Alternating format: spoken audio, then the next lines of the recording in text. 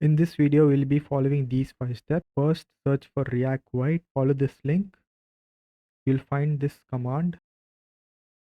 In your command prompt, select the folder where you want to create the project and paste this command. We'll ask for project name, daily 5, select React and JavaScript. So our project is created. So now open VS Code and open the folder that just got created. Open terminal. First, we need to install the dependencies. So type npm install and now run npm run dev. So if we follow this link, our local server must be running here. So our first step is completed. Second is set up Tailwind.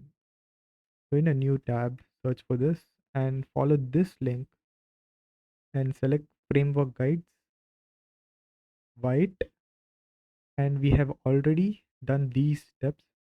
So copy the second step and in your VS Code, open a new terminal and paste these commands.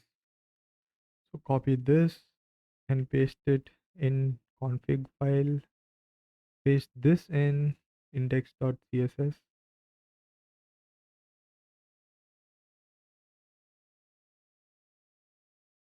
delete this. So we'll remove all this, all the unnecessary code, and hit save. And now if we see this, it doesn't have underline, right? So we need to restart our server. Yes, npm run dev, right? So now this has the underline. And if we want our class names to get sorted according to Tailwind, so we need to have this extension. I already have this.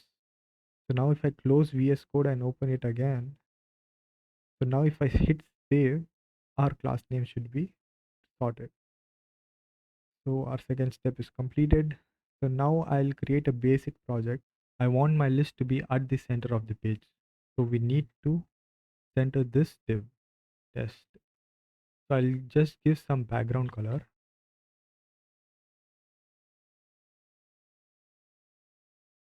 So I need to center this red. So for that, define this as display flex. Flex, justify center, items center, and we also need to give a height. So height 100 dvh. Successfully centered this div. So I have some dummy data. So I'll just paste it here and we'll loop over these 5 elements.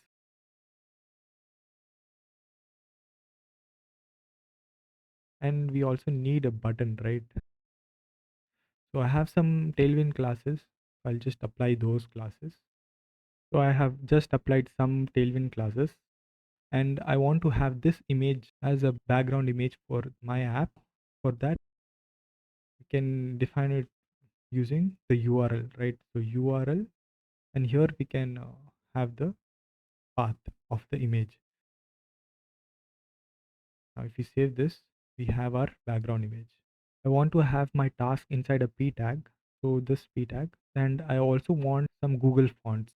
I'll just paste the font in our index.css. I'll paste these basic layouts. When we click this, colors should change. Okay, first we'll define the state. Initially, it will be an empty array. So this will hold all the winning dates. So this is the button, right? So whenever we click on this button, the current date should be stored inside the state. So function handle win click set wins. We want to preserve the previous date. We will add the current date. So new date dot to date string console log. We'll place this handle click function inside this button, right? So on click, and so now if we click on this button, the current date is getting added, but it gets added again and again. We don't want this. We want this button to work as a toggle. So we need to check the condition. So first we need to have some derived state. Const one. First we'll check if we already won. So from wins last element. So we'll check if this is equal to new date dot to date string. If it is equal to this, then we have already won, else we have not won. Oh, at -1. So if we already won, we want to set wins as previous. We can remove the last element using slice method. We also need to return because we don't want this to run. When this condition is true, we don't want this to run. Like first, initially we have no dates, so it works like a toggle. Right? So let's say we have already clicked on this button on these dates. So now we are coming today and we are clicking on this. So our current date will be added again. So if we click again, it will be removed. So it works like a toggle. We also want color of this button to change. So we'll have the class name as derived state.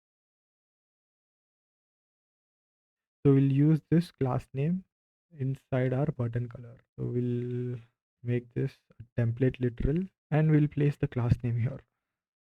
So paste. So if we click this, the color should change. Oh, actually called text, right? So we already won. So it works like a toggle. But right now, if we reload this, it doesn't preserve.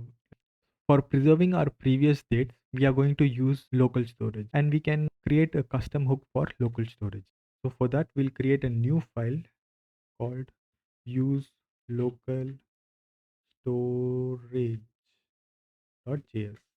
because it's JS, and we'll export function use local storage, right? So this will receive two arguments, so the key and the initial value. So here we are going to use useState. So we'll define the initial state not using the argument but using a function because we also need to get it from the local storage, right? So function, so this should return local storage dot get item dot key. We also need to parse this. Okay, so JSON dot parse. So whatever there is in local storage, we parse that and we return it.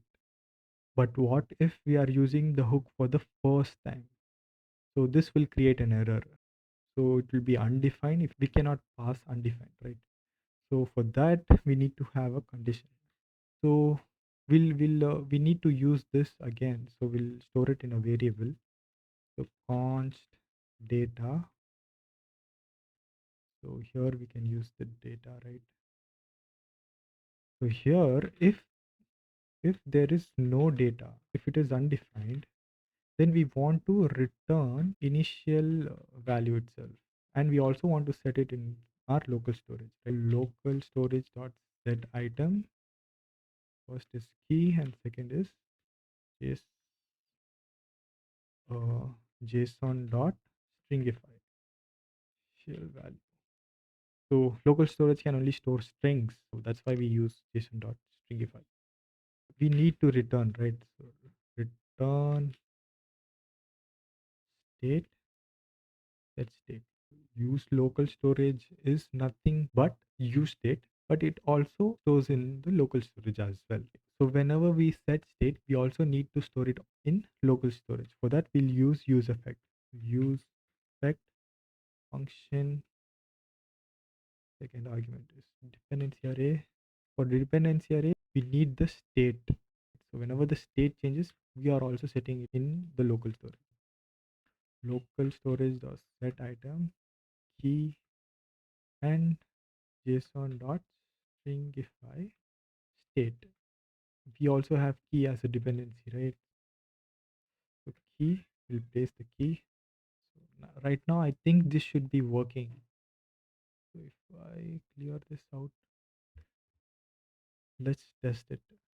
So if I replace this with use local storage, it gives us an error. we are using the hook in the wrong way, we also need to pass the key, right? So the key would be wins, right? And if we reload it, we have all these three dates in our local storage. And if we click this, current date is being added. And if we click again, the current date is being removed. That's all for the basic app. Local storage custom hook is also created. Now we need to publish this on GitHub. I have already searched it, and we'll just follow this blog. First, we need to install this dependency. Just use another terminal, paste this command, install a dev dependency, I think. GitHub Pages. So the second step is to have this in our package.json. So before build, we'll paste this. Hit save. And now in VITE.config.js, add this line before plugins. VITE.config.js. I'll add this line before. My repository name is daily. So the next step is like we need to initialize this repository, right? We need to publish this on GitHub. We'll just click it. We'll just make it a public repo. So we have our public repo. If we open it, it's right now it doesn't have a URL, so we need to deploy it. So if we run command, it would deploy. Yeah, reopen the close. It have GitHub pages. Yes, it does have GitHub pages. So if we go in our settings and if we go to pages, okay, so if we reload, we have the live URL, right? So this works.